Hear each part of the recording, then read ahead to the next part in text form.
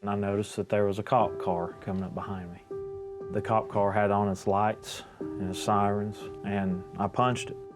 You know, I had a souped up car for the reason of just getting into mischief. I mean, that's it.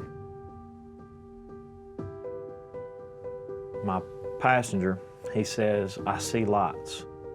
When I was approaching the scene, there was a young girl there. She was on her way to work, and she stopped because she saw the girl initially wreck. And she was trying to render aid to her. And when I lost control of my car, I hit her with the driver's side, and it killed her instantly. You know, her shoes were 70 feet apart. Yeah, forgive me for a second. She was 25 years old. She'd just gotten married.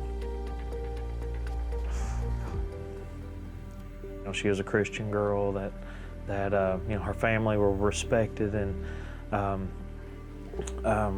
you know, and I wanted to go to them, you know, because that's how I was raised. If you wrong somebody, you apologize. I mean, I wasn't a good person, but I wasn't a monster either. But my lawyer told me, he said, if you go and you apologize to them and they record you, they can they can manipulate what you say. I received countless death threats. "We catch you out in town, we're gonna kill you. We're gonna hurt you."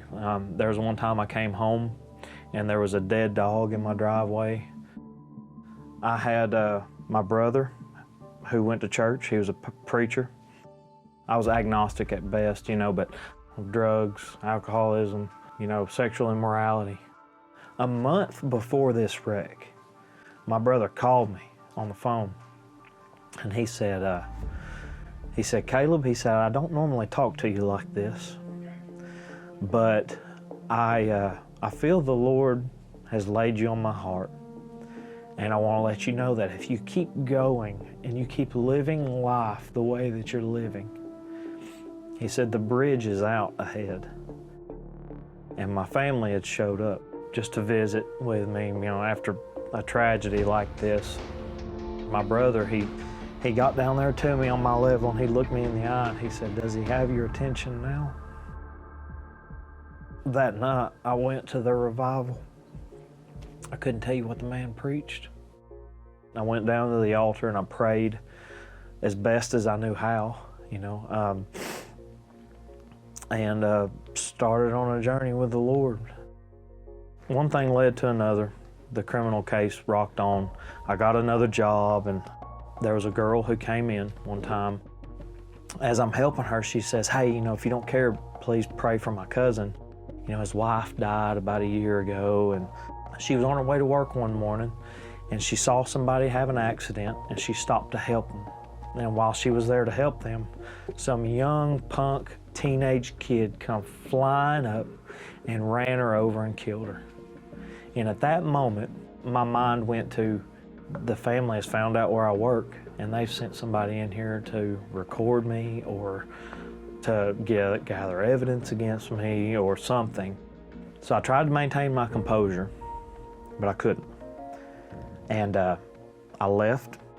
After about 20 minutes, I hear somebody say my name, and I turn around, it's my boss, and she's walking towards me, and she's just got tears streaming down her face. And she comes over to me, and she takes my hands, and she says, "Caleb," she says, "she had no idea who you were." She said, "But she's out there in the parking lot, and she wants to talk to you." She runs up to me, and she just wraps her arms around me and just hugs me.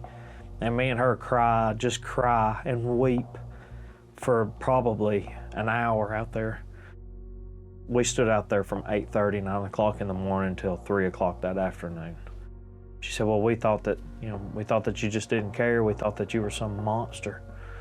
And I said, "No," I said, "I couldn't apologize to you because my lawyer threatened me with my representation." 2 weeks after this meeting, I get a phone call from my lawyer. "They have worked up a plea bargain option for you." He said, "You're not going to get a better deal than this in a million years." And the day came where I had to go before the judge.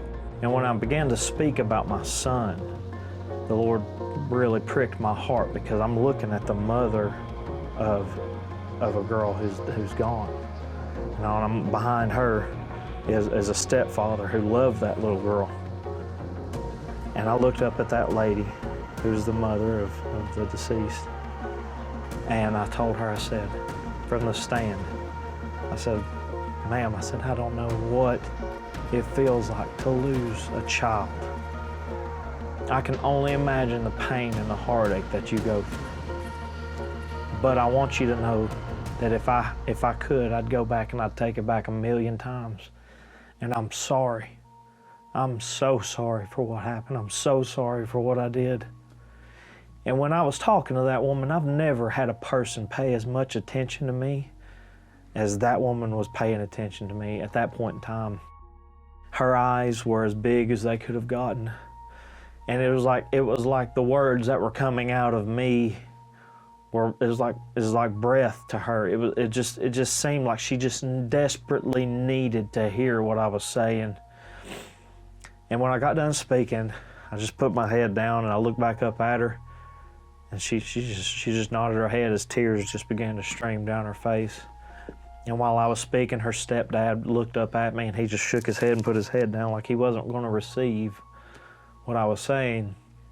But as I continued to speak, he picked his head back up, looked at me, and nodded. You know, he brought me through a lot. There's a lot that the Lord has done.